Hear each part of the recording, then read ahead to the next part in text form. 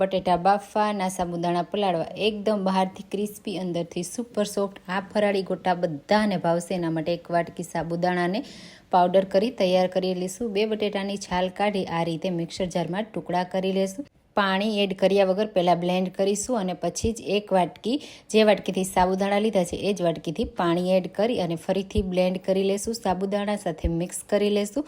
તો પહેલાં તમને પતલું લાગશે, પછી ધીમે ધીમે થીક થઈ જશે. ફ્રેશ લીલા ધાણા, તીખી મરચી, સિંગદાણાનો પાવડર, શેકેલા જીરાનો પાવડર, ખાંડ, મીઠું અને આમચૂર પાવડર. આમચૂર પાવડરની જગ્યાએ લીંબુનો રસ પણ એડ કરી શકાય.